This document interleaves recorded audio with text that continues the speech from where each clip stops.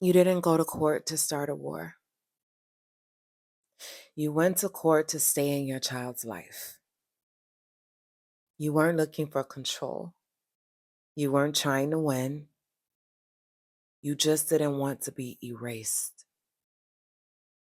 But somehow, just showing up as a man made you the villain in the room. They didn't even look at your track record.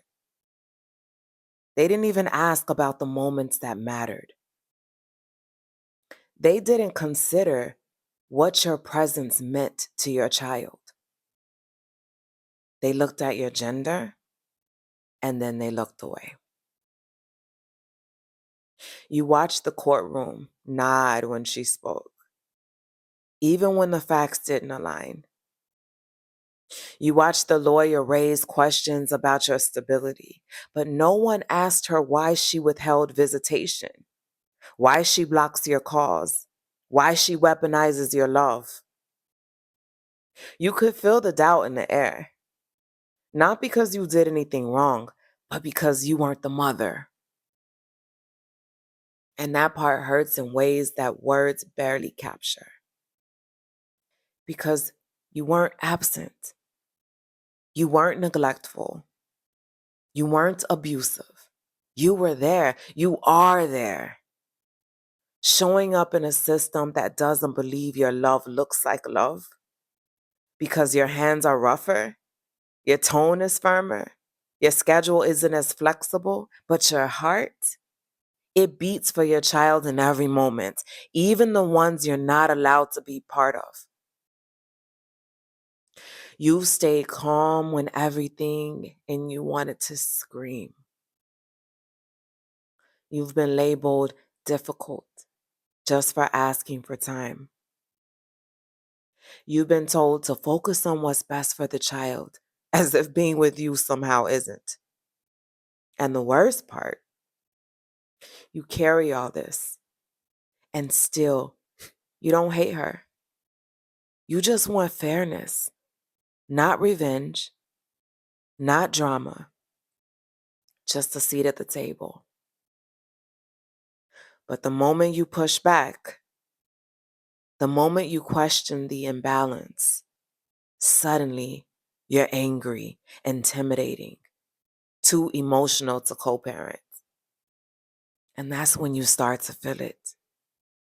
The quiet grief. The kind of grief that comes from being overlooked, even when you're standing in the room. The kind of grief that asks, am I losing my child? Or did I already lose them the moment the judge assumed she must be the better parent? So what do you do now? Because pain without direction turns into rage. And this fight, it isn't just about custody, it's about legacy. Document everything, even the emotional.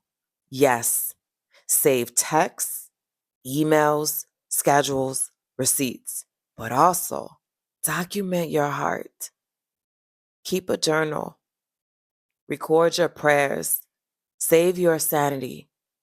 Because courts don't just measure income, they measure intention. And your truth matters even when no one's asking for it.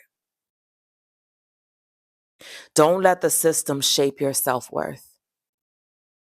Their paperwork doesn't get to define your fatherhood. You are not the case number. You are not the courtroom whisper. You are not the stereotype they assumed. Remind yourself daily, I am still my child's father. No signature changes that. Find support beyond the legal battle. You need more than a lawyer. You need a witness, someone who sees you, the human, the man, the father. That could be a brother, a mentor, a coach, or a message like this one. You don't need to go through this quietly. Because when the world treats you like you don't matter, you need a space that reminds you you do. You're not a visitor in your child's life. You're a father. And no matter what a system says, that role is sacred. You may be exhausted, but your presence still holds power. You may be grieving, but your love is still alive. You're not disposable, you're essential. And if no one's ever said it, I'm proud of the way you keep showing up, even when the world doesn't show up for you.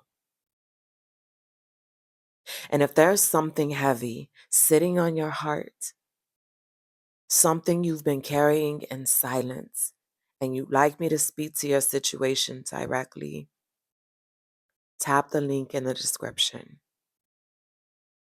You can either submit a public question that I might answer on the channel or request a custom voice memo, a personal, private message recorded just for you. You'll hear my voice speaking only to you because sometimes you don't need another post.